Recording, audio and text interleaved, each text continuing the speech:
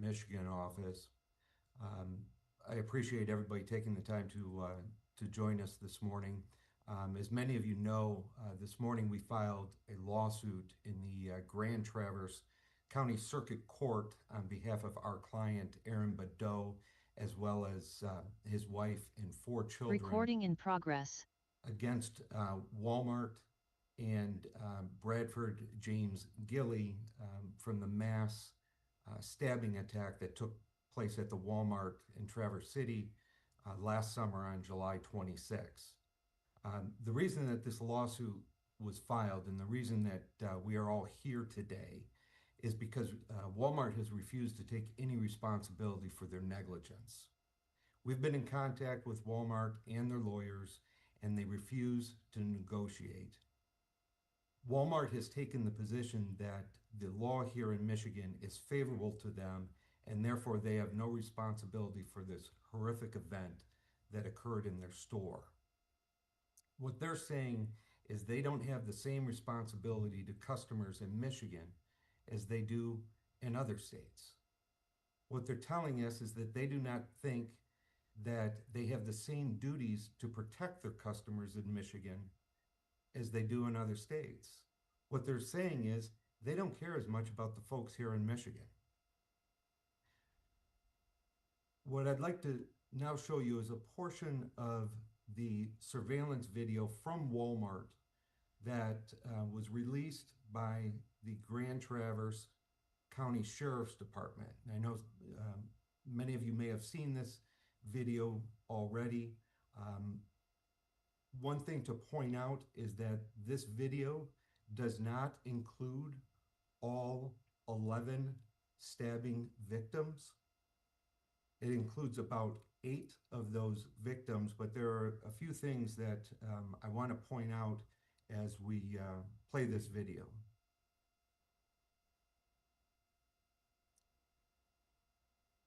What is significant here is Mr. Gille, as you can see here, is wearing a large green duffel backpack. This was noticed by a number of customers throughout his time in that Walmart.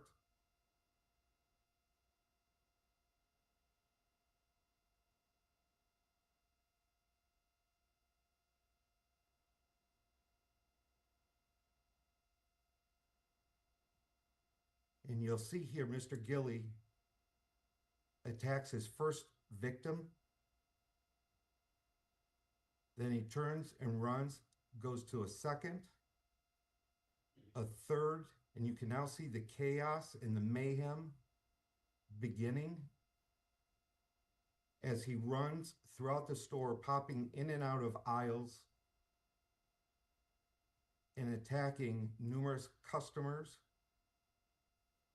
A total of 10 customers and 1 Walmart employee.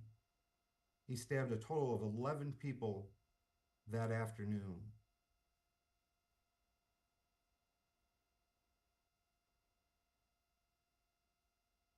You'll see he jumps in this aisle, attacks yet another victim. This is our client, Aaron Boudot, as well as his wife, Melinda Boudot.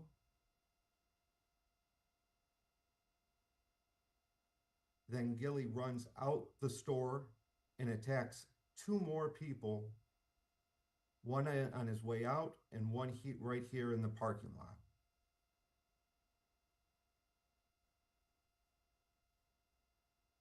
You'll notice he is surrounded by a number of customers and held in place until the police arrived.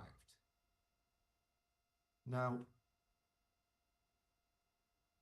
we know that the first call to 911 was at 4:43 p.m. What we also know, leading up to Mr. Gille's entrance into that Walmart, we know that he was at a Burger King just up the road from the Walmart.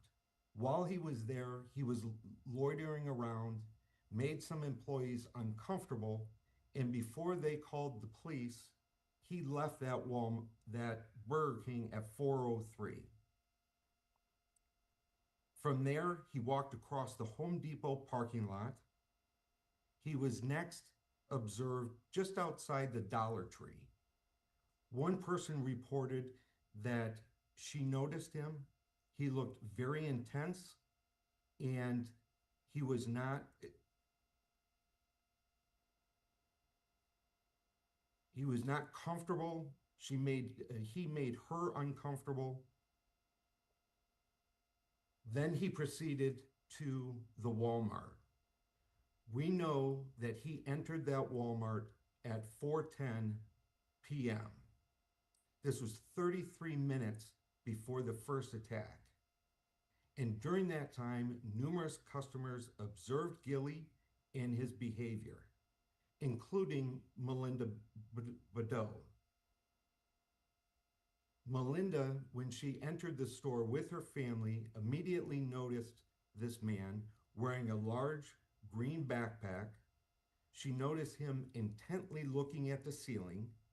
She noticed him acting very odd, and she guided her family in another direction. Another witness noticed Gille pacing back and forth in between aisles and throughout the store.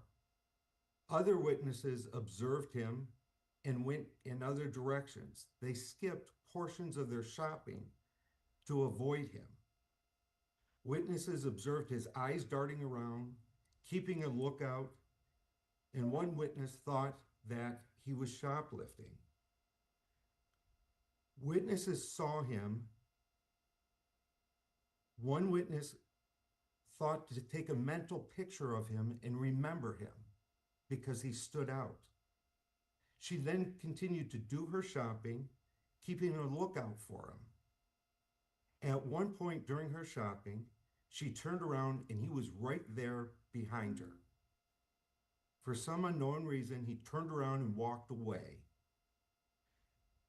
The next thing she knows is she hears a loud scream, and this was Gille's first stabbing victim. Then there are more screams and more chaos ensues. Now, during those 33 minutes between the time he walked in at 4:10 and the first stabbing at 4:43, numerous customers observed Gille acting suspiciously, never focusing on doing any shopping. He had no basket, he had no cart. He was moving throughout the facility and reappearing at the same location. He was wandering with a large duffel bag throughout the store, and he was intently studying the security cameras on the ceiling. And once these attacks began, Walmart employees did not provide any sort of warning or direction to their customers. They simply ran. Literally, one employee has stated, "I just ran. I ran," as did all the other employees.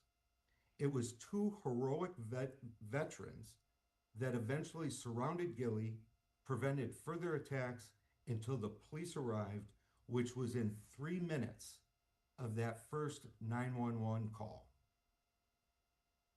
Now, I'd like to turn this over to my colleague, Nick Panagakis, who will be working with me on this file, and we will be the ones that will try this case. Nick? Thank you, David. Good morning. The simple truth is Walmart had 30 minutes. The police needed 3 minutes. For 30 minutes, he walked through Walmart with that backpack. 30 minutes while shoppers picked up groceries, while families browsed the aisles, while Aaron Boudot and his family were shopping for sidewalk chalk. 30 minutes with a red flag that Walmart's own safety rules required action by them.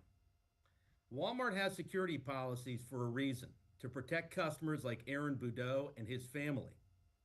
Their own rules identify a large, out of season backpack as a red flag requiring action. For 30 minutes, this man loitered in their store with that exact red flag, and Walmart did nothing. They didn't call police, they didn't approach him, they didn't follow their own safety rules. When police were finally called, they arrived in 3 minutes. 3 minutes. The station was only a mile and a half away. That means for 27 of those 30 minutes, help was 3 minutes away. But Walmart never made the call. 11 people were stabbed. My client was the ninth victim. If Walmart had simply followed their own policy, the policy they created because they knew this danger existed, those 27 minutes would have prevented this attack entirely, or at least stopped it before my client and 10 others were harmed. This case is about a simple principle: practice what you preach. Walmart created rules to keep customers safe, then ignored those very rules when it mattered the most. They chose profit and convenience over the safety of the people who trusted them. That's not just negligence, that's a betrayal of the most basic responsibility any business has to its customers. We intend to hold Walmart accountable for putting policy manuals on shelves while leaving customers unprotected on their floors. The simple truth is, Walmart had 30 minutes, the police needed 3 minutes. The simple truth is, Aaron Boudot was the ninth person stabbed because Walmart ignored their own red flags. At this point, David is going to tell you a little bit about our client, Aaron Boudot. So you'll see here in the video, this is Aaron. He is 41 years old. That is his wife, Melinda, directly behind him. The blacked out portion of this screen, the reason that this is blacked out is standing right there are his 4 children. Emily is 13. Eden is 11. Elizabeth is 8. And their son Enoch is 6 years old.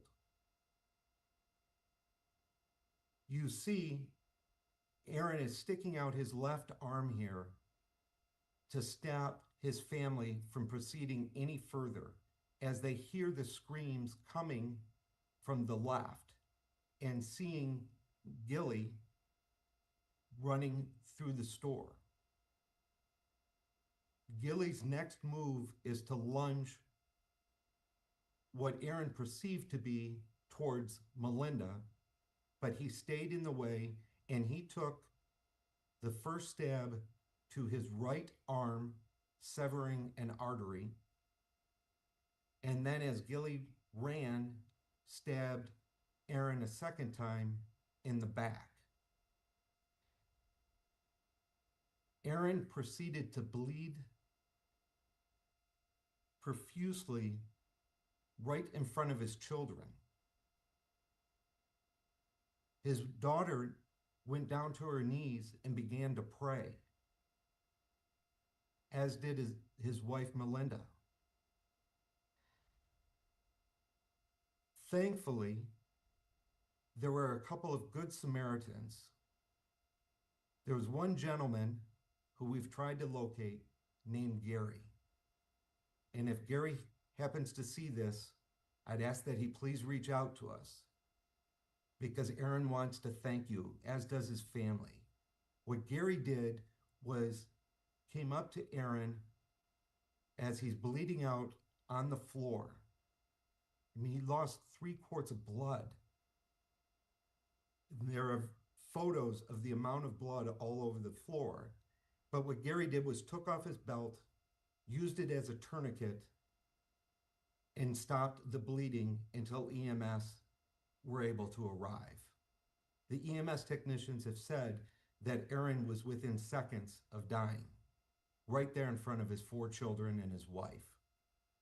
There was another young man that, if he is seeing this, I ask that he reach out to us as well. But he kneeled down next to Aaron, asked Aaron if he was a religious man, and Aaron is, and he asked Aaron to pray with him, and the two of them prayed while EMS technicians and Good Samaritans worked to save his life. Aaron suffered a severe vascular injury which required emergency surgery at Munson. The following morning, he was immediately transferred to the University of Michigan Hospital because of nerve damage within his right arm.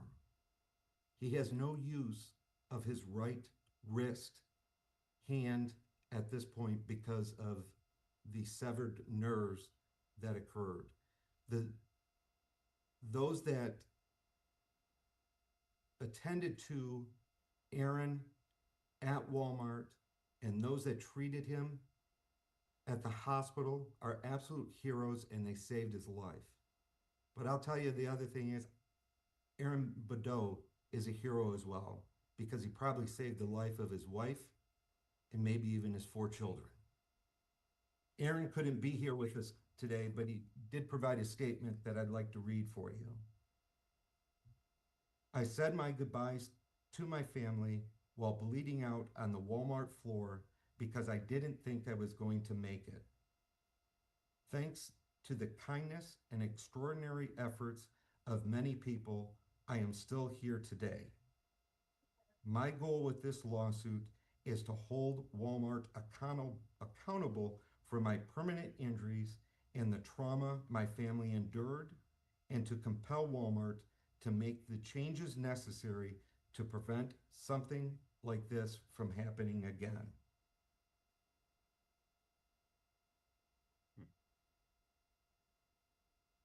I'll now turn it over, and we will take any questions that you may have.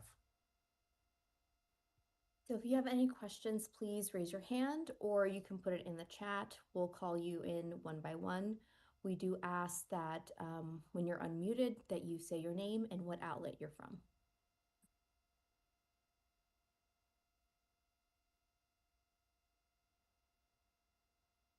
Julia? Hi there.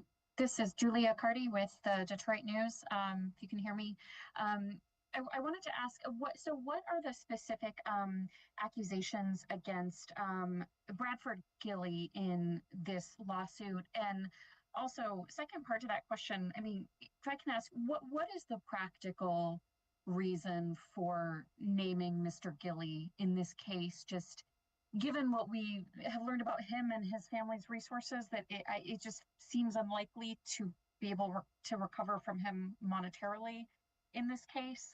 Can either of you speak on that a little bit? Well, the reason Mr. Gille is in this lawsuit is because Walmart is going to blame him and say that it's all his fault and accept no responsibility. We sympathize with Mr. Gille's mental health condition. Mental health is real. Our client and his family now have real mental health issues because of the negligence of Walmart. But make no mistake about it, Julia, the issue here with Mr. Gille was manifested only because Walmart allowed it to fester for, and I said 30 minutes, it was technically 33 minutes, just trying to, even be more fair to Walmart. And whatever demons he had going inside of his brain were allowed to manifest for over 30 minutes while they ignored obvious red flags. These are written in their policies and procedures. One thing that you probably know is that as the largest, richest, retailer in the world, Walmart has access to extraordinary resources. They didn't have security. We're not even aware that they had loss prevention officers walking The floors and the aisles, as you saw, he was all over that store for about 3 minutes, even after the attack started. On top of that, there's no evidence that they were monitoring their own cameras. And David pointed this out earlier. He was at Burger King for a few minutes. He purchased something. They saw he was acting odd. They asked him to leave, and he left. So at the end of the day, the better question is, why is Walmart not accepting any responsibility? And why are they blaming Mr. Gille for completely dropping the ball, not having the training that they're supposed to have for mass shooting events? One thing you're probably all aware of is name another retailer, and that you all will get a copy of the complaint. And we just put a snippet in the complaint of the mass shootings and stabbings that have occurred just in the 10 years all throughout the United States. Why does it not change? Why did Bloomberg News in 2016 do an expose on Walmart almost 10 years ago now, and why has nothing changed? Why do they refuse to accept responsibility and blame other people besides themselves? So the short answer to your question is, I'd ask you all to ask Walmart, why are they blaming him? The reason he's in the complaint is because Walmart's going to blame him, and if we don't put him in the complaint, they're going to do it for us, and it just delays the inevitable otherwise. And so is it essentially the claim against Mr. Gille, is it essentially like a personal injury, like a tort claim? Can you talk a little bit more about that? Yeah, I mean, it's a basic assault and battery claim for the action that he did. So, I mean, he did commit an action that was a criminal action. It also arises or creates a civil cause of action. But make no mistake about it, the criminal system will do what they're going to do to Mr. Gille. My understanding is there's still issues with his competency at this point. But at the end of the day, the law in Michigan, and I know David talked about this in his introductory comments, allows the defendant, if they want, to blame the attacker in this case. And that is what Walmart has made clear to us in refusing to negotiate in good faith and refusing to attempt to resolve this case in any way whatsoever, because they feel like they can blame the attacker, and the good people in Traverse County will just give them a pass. Thank you. You're welcome.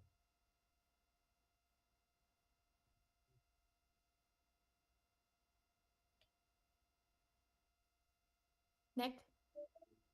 Hi, this is Nick Simon with 9 and 10 News. I know that you guys briefly touched on it, but I was hoping that you guys could address what you hope to get out of this lawsuit, either concretely with the numbers or with policy changes. Well, I mean, let's take the second question first. We expect to hold Walmart accountable for not enforcing their own safety rules, for not training their own employees on their own safety rules. And folks, this is not a coincidence. Why does this happen again and again and again and again and again? Why didn't they make a phone call? That's all it took. Why didn't they contact a manager? Why didn't they, assuming they even had loss prevention, which there's no evidence that they did, why didn't they contact loss prevention? You don't hear this happening at Myers. You don't hear this happening at Target. You just don't hear this happening. It happens continuously at Walmart. So, we intend to hold them responsible first and foremost, and hope that they finally follow their own policies and procedures. They're not any good if you write them down, but you don't follow them. You don't train anybody on them. And again, I encourage you to look at the Bloomberg News expose from 2016. I mean, nothing has changed. It continues every single year. Why does this only happen at Walmart? As far as what we hope to achieve for Aaron and his family, I mean, obviously he suffered harms and losses, both medically, physically, emotionally, as has his family. He's got medical expenses.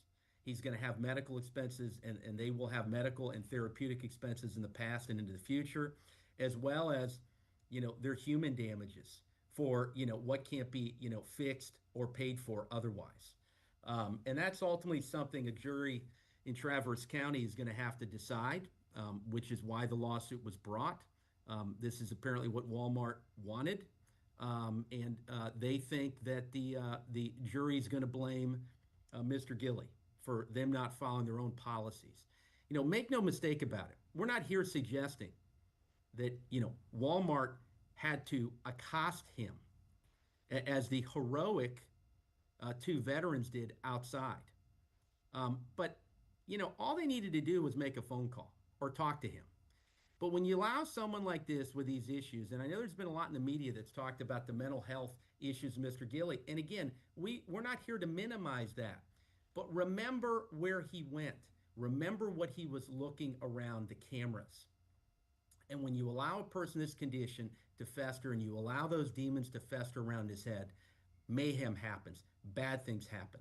11 people were injured seriously for the rest of their lives through no fault of their own. This should have never happened. And at the end of the day, the main reason that we're bringing this case is because Aaron and his family want justice, they want accountability, and they want Walmart to accept responsibility and follow their own policies and procedures. If I could just follow up on that for a moment as well.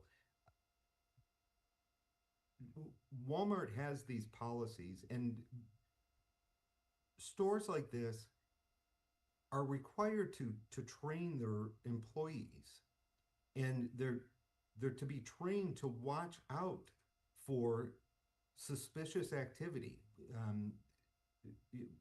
Like Nick said, we're not expecting a cashier to confront Mr. Gille, who is attacking people, but we do expect those employees, all of them, if they recognize some sort of suspicious behavior,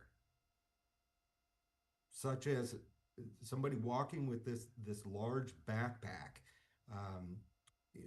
somebody who is intently watching the ceiling, looking to the security camera, somebody that's darting in and out of aisles, somebody that's looking around to see who might be watching. When you see somebody like that, you need to say something to a manager, or if there is loss prevention there, to somebody who is capable of doing something like that. And none of that was done for 33 minutes.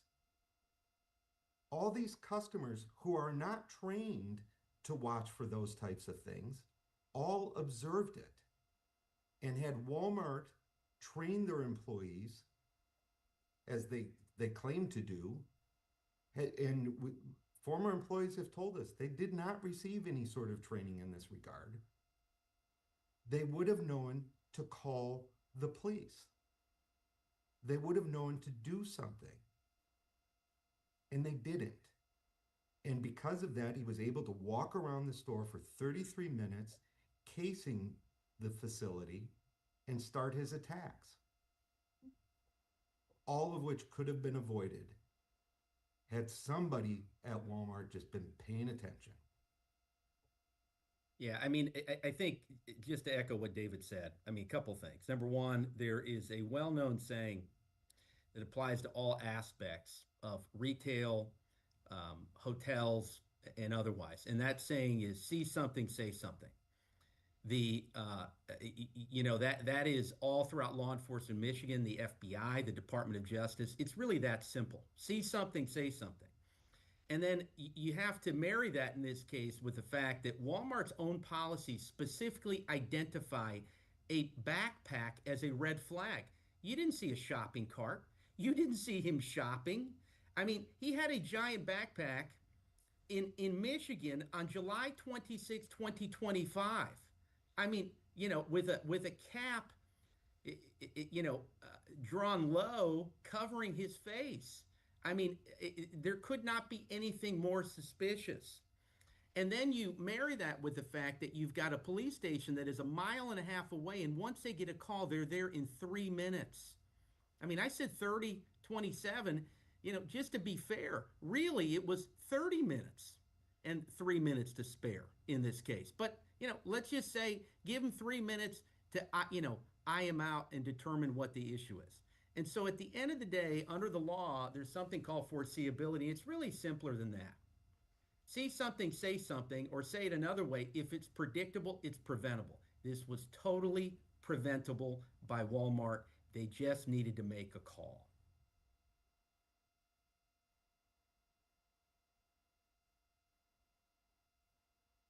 Rebecca? This is Rebecca Pierce at the Traverse City Record Eagle. Thank you for having this press conference. It's been very educational for us because there hasn't been a great deal of information offered by the authorities. And you mentioned the other victims in this case. Have you had contact with any of those other victims? And if so, are you aware of what their circumstances are right now? And will you be documenting some of these other situations as you've so done so well in the case of your client? And also, are you aware of any other civil actions that are developing on behalf of those other victims? Thank you. David, why don't you take this one? Sure. Thank you for the question, Rebecca. Yes, we have been in contact with other victims. We do know of at least 2 other victims that are represented by counsel. We have been in touch with those attorneys as well. It is our understanding that Walmart has not been in any sort of negotiations with them either. In speaking to those attorneys, my understanding is it is their intentions to file lawsuits as well. So I hope that answered all of your questions. Maybe I missed part of it, but let me know if there's more information that you were looking for. Well, I wondered what their situations are. As your client has been suffering the loss of his arm, are you aware of some of the other situations that these other victims have had to address? What? Sure. Well, many of them suffered very significant injuries. I think a total of 6 of the victims at least underwent some sort of emergency surgery. I know of one other victim that also has nerve damage to his left arm. What is interesting is that it appears as if Gille, each one of these attacks, he was able to hit various organs and arteries. I don't know what sort of training he had, but I know that he hit one person in the liver, another one in lungs, a number with arteries. There was one victim who was cut across her face and eye. It appeared that he was going for her throat, but just by her movement that he didn't hit her throat. But I don't know the status of all of their recovery in medical situation at this point. One follow-up. Do you know much about Gille? Because he's been through situations before where he's been tried and found he can't be held responsible under the law because of his condition. Are you aware of the background with this man? David, why don't you answer that, and then I may follow up on it. Go ahead, David. Sure. we're aware of his background through just our investigation and knowing his criminal history. I've seen interviews with that his brother gave shortly after this incident. So yes is the answer to your question. I mean, we are aware of his criminal history, including a couple of incidents in just the days leading up to this. And the only thing that I would add is, and I know I alluded to this earlier, the criminal and the civil justice system are totally different. And the issue in this case is, was Walmart negligent or careless? You know, was this predictable? Was it preventable? Regardless of who the person is or what their condition might be. Particularly, and here's the thing, particularly because their policies specifically talk about a suspicious individual acting exactly like this. So it is, in fact, his condition is something that is a red flag in and of itself. Then you add what he was doing, the loitering, not shopping, a large out of season backpack, not having a cart, not having a basket, nothing. All of those factors are the combination of the red flag. So in fact, his condition is yet another red flag in and of itself. Thank you. You're welcome. Thank you. Frank? Frank Witzel with the Detroit Free Press. I was just wondering, the Walmart employee who's a victim, could you talk about how that person fits into the timeline, and maybe if you know what that person was doing when the attack on occurred? David, go ahead. So the Walmart employee was the third victim overall.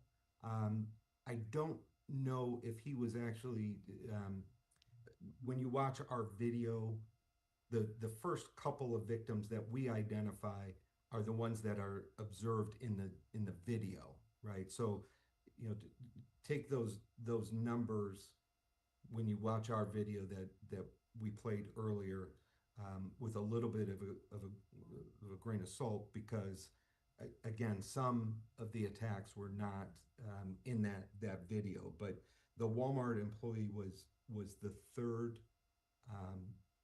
in the sequence of events, and specifically what he was doing at the time, I do not know, other than my understanding is that he was simply walking through the store at the time.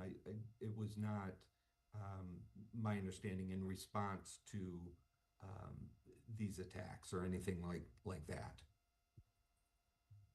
Thank you.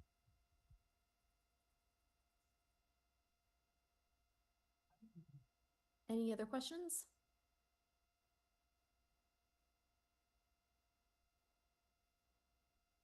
Okay, thank you so much for joining us today. We will be sending out a copy of the complaint with our press release in a few minutes. And if you would like a copy of this recording, please let us know. Thank you again for joining us. Thank you. Thank you, everyone. Recording stopped.